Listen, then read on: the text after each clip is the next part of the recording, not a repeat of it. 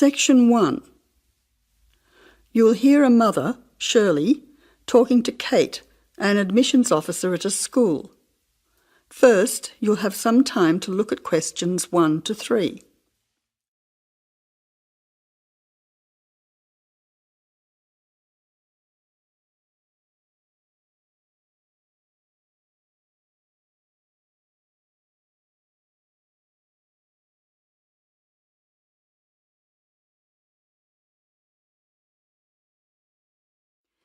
You will see there is an example which has been done for you. On this occasion only, the conversation relating to this will be played first. Good morning. You must be Shirley Peters. My name's Kate. Yes, hello, I'm Shirley Peters. Nice to meet you. You have a 10 o'clock appointment with us? That's right. I'm supposed to go to the admissions office. Is that here? Mrs. Peters has a 10 a.m. appointment, so you choose B, 10 a.m. Now listen carefully and answer questions 1 to 3. Good morning. You must be Shirley Peters. My name's Kate. Yes, hello, I'm Shirley Peters. Nice to meet you. You have a 10 o'clock appointment with us? That's right. I'm supposed to go to the admissions office. Is that here? Yes, it is. Please take a seat as I have several forms for you to fill in to enable you to enrol your son at this school. We have a form for your name, address and so on, one for the health of your son, and one for him to choose extra subjects to join in. Thank you. Now, firstly, this form is just so we have a record of your son's personal details. Can you fill it in for me? Yes, I'll do that now. Can I just check the details with you? Your son's first name is John. No, that's his middle name after his father, Richard John. My son's name is Colwyn. Can you please spell it Colwin, not Colwyn, as some people do? Yes, I'll make a note of that. And how old is Colwyn? I've put down that he's entering year 6, so therefore he's 11 years old, turning 12 this year. So at the moment, he's 11. Yes, correct. You now have some time to look at questions 4 to 10.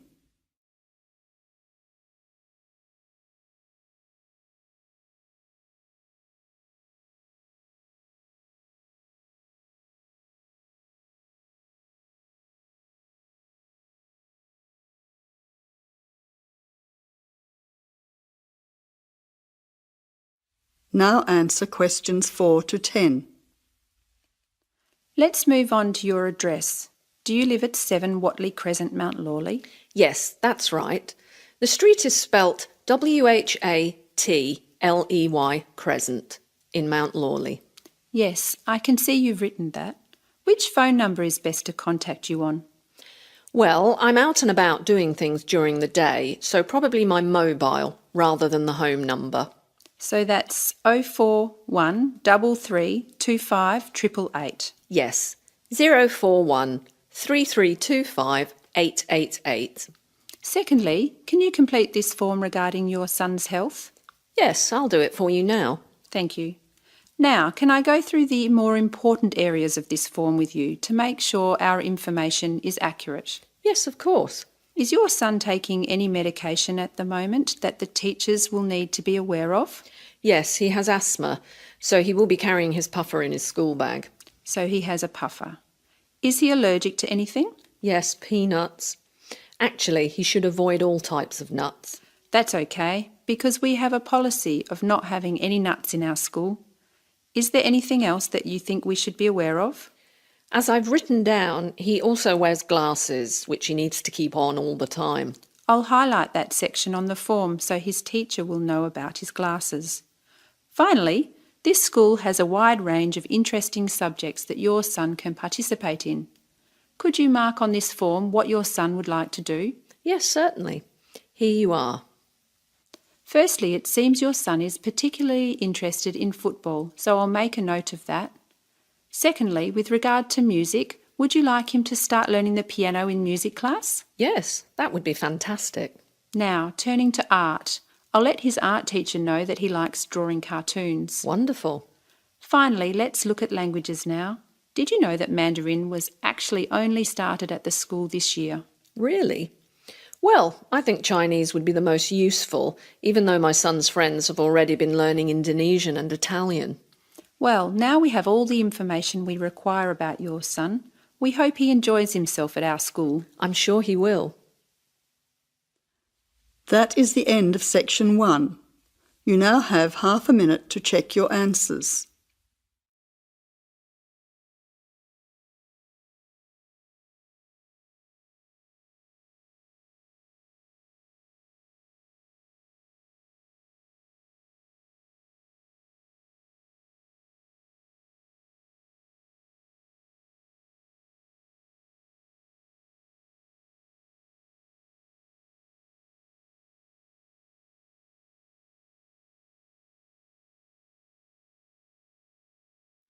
Section 2. You will hear a recorded message giving information about an area where tourists can visit to taste local food. First, you will have some time to look at questions 11 to 13.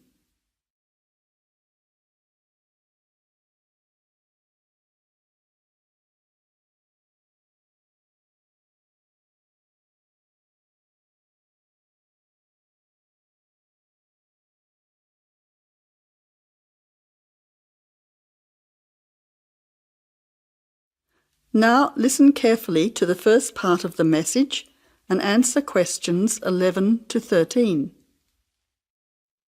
Welcome to the tourist information line for the Valley Food Trail.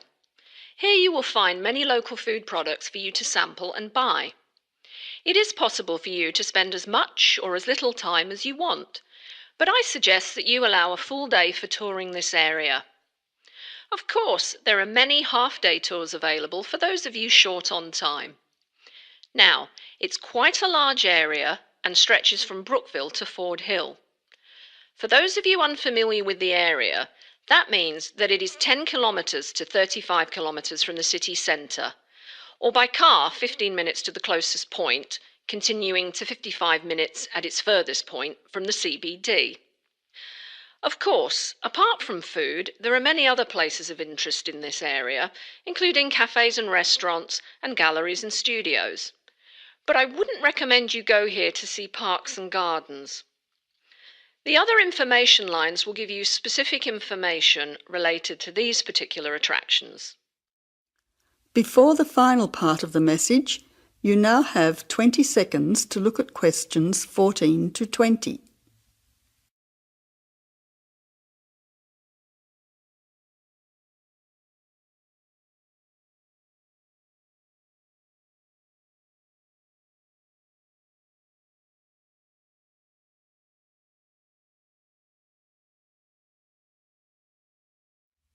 Now answer questions 14 to 20. But let's go back to food. If we begin in Brookville and head north towards Upper Valley in a clockwise direction, passing West Valley on West Road, we cross over Coast Road to come to our first place of interest, Magic Coffee. This is not to be confused with the Coffee House, situated opposite on the other side of the valley on the railway line. Magic Coffee is next to the Chocolate Company, which is on the corner. Just past the ice cream shop on the corner of John Street is the Fresh Produce shop. A little further north, we have reached Ford Hill, where we can start our drive southwards along Great Northern Highway following the railway line. First, we come to the organic market near the corner of Memorial Avenue, and then to Olive Farm opposite Olive Road. Just before we come to the next street crossing, we see the Honey Pot, which is practically opposite the coffee house. There is another chocolate company which sells nougat as well, just nearby. Following the railway line along Great Northern Highway, we return back to Brookville. Now, as I have said previously, if you only have a few hours to spare, there are several places that you shouldn't miss. The two chocolate places make equally nice chocolate, but the factory has the added bonus of nougat, unlike the company. Of course, everyone loves ice cream, especially unusual flavours such as coffee and nougat, so the ice creamery is definitely worth a visit. And while the coffee house sells expertly made hot drinks, including hot chocolate, I think your time would be better spent sampling the many products on offer at the organic market.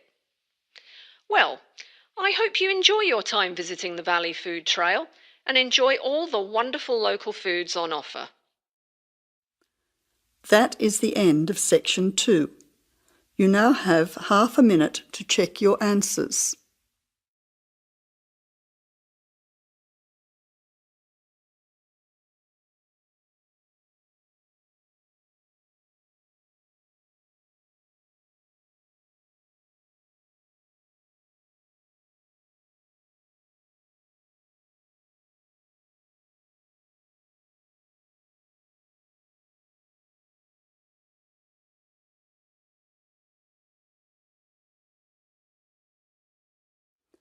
Section 3. You will hear an interview with Professor Green from a local university which enrolls a large number of overseas students in its courses. He is talking to Indra, a student representative, about the importance of attending lectures. First, you will have half a minute to look at questions 21 to 30.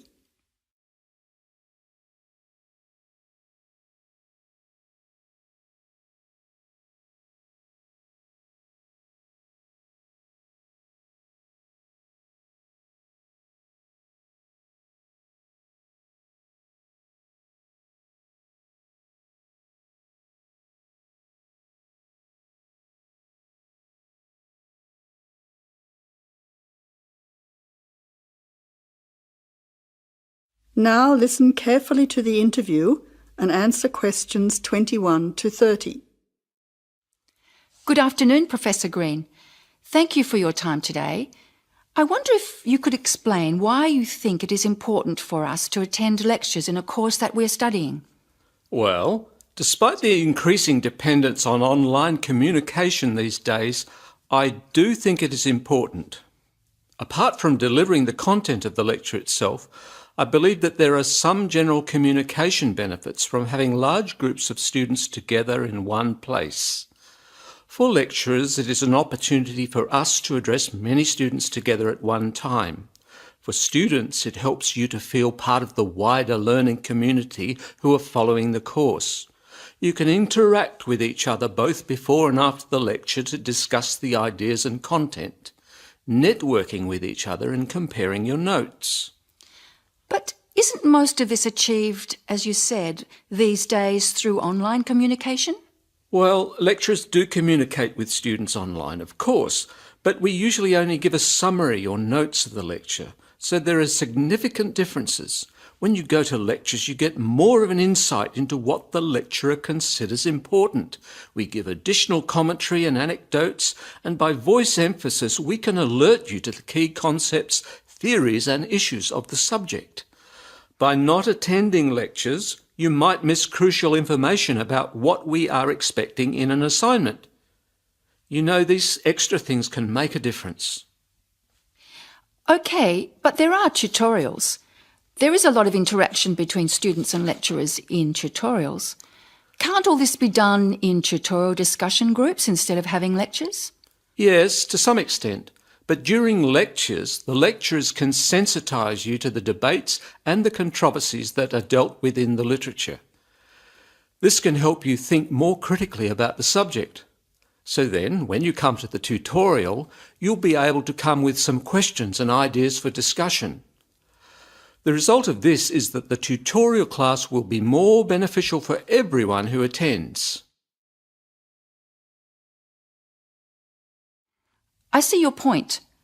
However, surely this also depends on whether students are able to understand and follow the lecture well. What strategies do you recommend to help students get the most out of lectures?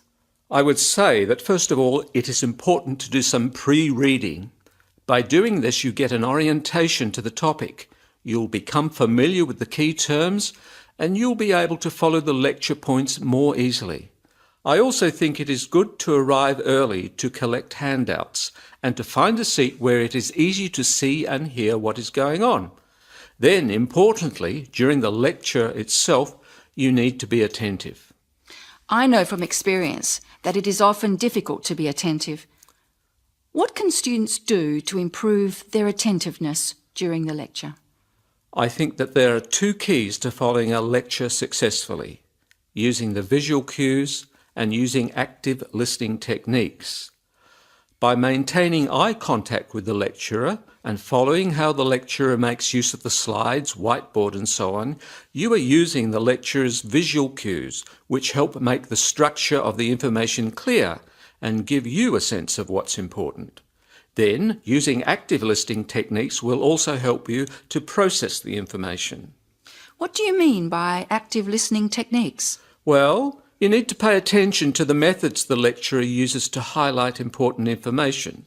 As I said before, in the spoken language of a lecture, we get the benefit of things such as stress and intonation, use of examples and anecdotes, as well as the language signals used to show relationships between ideas.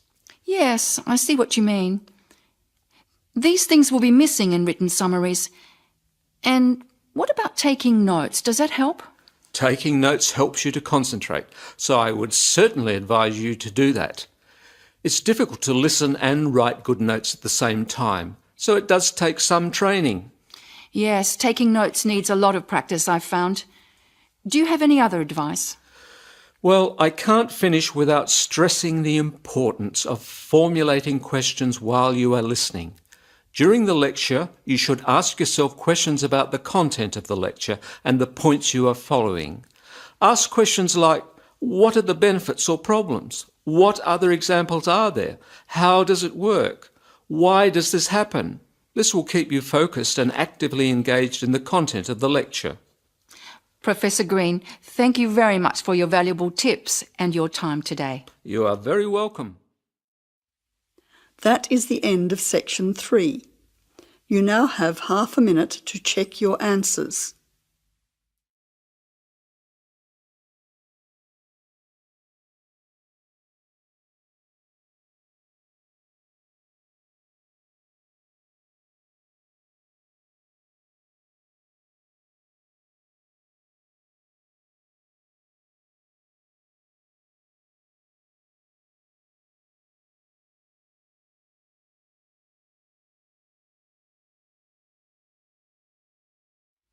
Section 4. You will hear an expert on birds talking about sparrows, one of the most common bird species in urban and suburban environments around the world. The expert discusses some possible causes for their declining numbers. First, you will have half a minute to look at questions 31 to 40.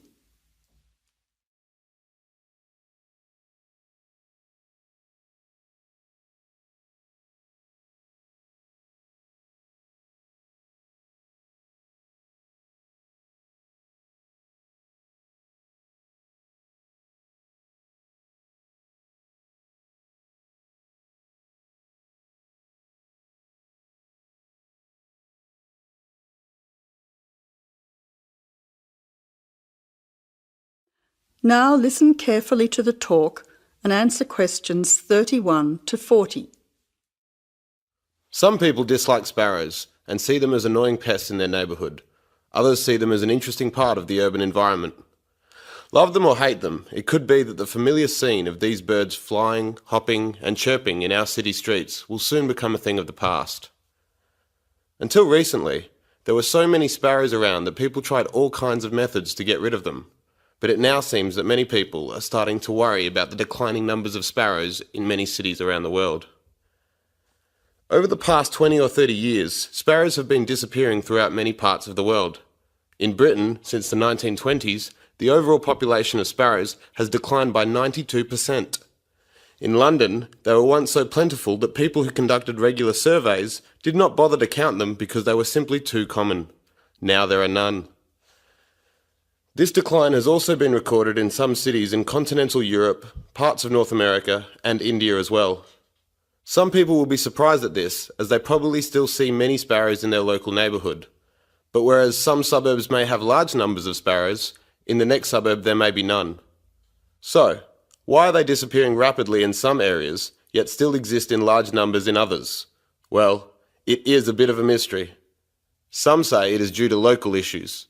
There are a number of factors here, one of which is harassment or predation.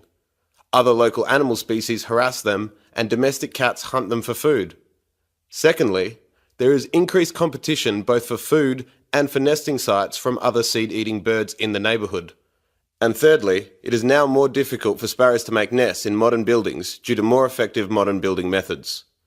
Recent studies suggest that another reason may be related to a problem with the breeding success of the sparrows. Although they continue to breed, the young nestlings keep dying. These deaths have been linked to a lack of insects, such as aphids.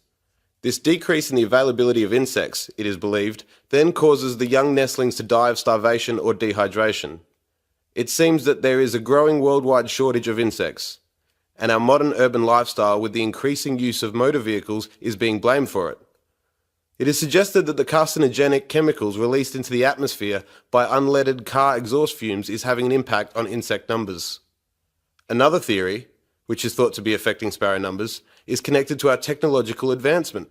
According to some experts, the mobile telephone towers that are now a feature of our modern cities emit electromagnetic radiation, which might affect the sparrows' central nervous systems and result in their death. The evidence is only circumstantial, and sparrows still continue to thrive in some major cities. However, it is interesting to note that in the 1990s, the use of mobile phones and unleaded petrol skyrocketed, and both coincide with the period of the sparrows' declining numbers in many modern cities. That is the end of the listening test. You now have half a minute to check your answers.